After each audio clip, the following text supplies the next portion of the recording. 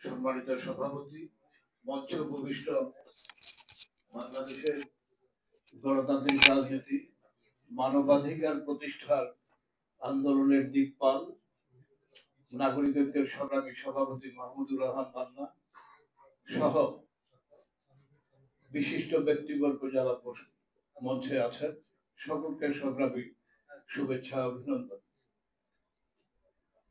মানবাধিকার দিবস উপলক্ষে মূলত আজকের এই আলোচনা সভার আয়োজন করেছেন বাংলাদেশ মানবাধিকার পর্যবেক্ষণ পরিষদ। বিষয়বস্তু হিসাবে ওনারা নির্ধারণ করেছেন মানবাধিকার ও প্রতিহিংসার রাজনীতি। আমাদের দেশে ৭১ সালে এই ডিসেম্বর মাসে মুক্তিযুদ্ধের মধ্য দিয়ে একটি রাষ্ট্র প্রতিষ্ঠিত হয় বাংলাদেশ নামে। প্রতিষ্ঠার পর থেকে ৫৪ বছর আমরা অতিক্রম করেছি।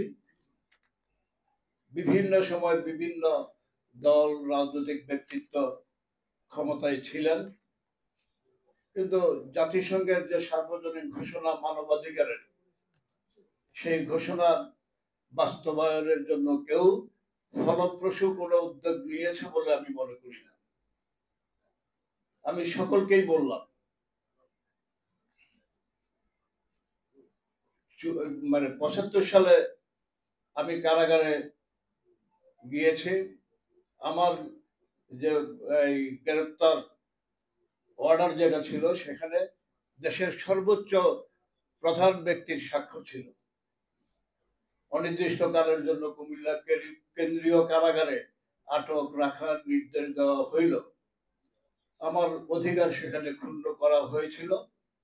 আমি যুদ্ধ করেছি, যুদ্ধ শেষে প্রাপ্য চেয়েছি, অধিকার চেয়েছি, সেই অধিকার থেকে আমি বঞ্চিত হয়েছি। অনেক মুক্তিযোদ্ধাকে তখন দেখেছি কারাগারে। দাউদকান্দির একজন মুক্তিযোদ্ধা খন্দকার মুস্তাকের রোশনলে পড়ে কুমিল্লা কারাগারে ২ চোখ উপড়ে ফেলেছেন। ২টি চোখ তার নেই। কারাগারে ঘুরে ঘুরে ওই যে বাটি মধ্যে ঢোলের মতো বাজিয়ে গান গাইতেন, আমরা শুনতাম। এভাবে ক্ষুণ্ণ করা হয়েছিল মুক্তিযোদ্ধার অধিকার। এই যে ১৪ গ্রামের যে ঘটনা হয়েছে, আব্দুল হাই, তাকে বিচারে দোষী সাব্যস্ত না করা পর্যন্ত কেউ তাকে দোষী বলতে পারেন না। তার গলায় জুতার মালা দিয়ে সেখানেও তার অধিকার ক্ষুণ্ণ করেছে, মুক্তিযোদ্ধাদের প্রতি অবমাননা করেছেন। যাই হোক, এখন প্রতিহিংসার যে রাজনীতি দেশে চলছে, অন্তর্বর্তীকালীন সরকারে যারা আছেন ওনারা বলছেন, অনেকেই আছেন এখানে মানবাধিকারের কথা বলছেন, পরিবেশ আন্দোলন করে এখানে এসেছেন। তাদের অভিজ্ঞতা দিয়ে তারা আমাদের দেশের রাজনৈতিক অঙ্গনে একটি সুশৃঙ্খল সুষ্ঠু ধারার পরিবেশ তারা সৃষ্টি করবেন বলে আমি আশা করছি। সংস্কার যতটুকু হয় করবেন। এই সংস্কারের জন্য বছরের পর বছর অপেক্ষা করা যাবে না। গণতান্ত্রিক অধিকার ফিরিয়ে দিতে হবে, আমার ভোটের অধিকার দিতে হবে, আমার ভাতের অধিকার দিতে হবে। দ্রব্যমূল্যের মূল্য কমানোর ব্যবস্থা অন্তর্বর্তীকালীন সরকার যারা দায়িত্ব নিয়েছেন তাদেরকে করতে হবে। একটি পরিবেশ তৈরির মধ্য দিয়ে আগামী নির্বাচন অনুষ্ঠিত হবে। সেই নির্বাচনের দিকে এই সরকার যেন এগিয়ে যায়, সেই প্রত্যাশা রেখে মানবাধিকার প্রতিষ্ঠার অঙ্গীকার 10ই ডিসেম্বর আসলে আমরা করি।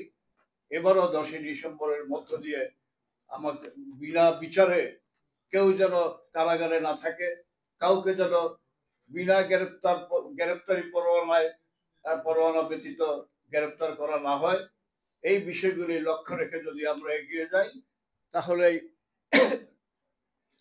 আমাদের দেশে মানবাধিকার এবং প্রতিহিংসা পরায়ণ রাজনীতির বাইরে একটি ধারা আমরা প্রতিষ্ঠিত করতে পারবো। সকলকে ধন্যবাদ।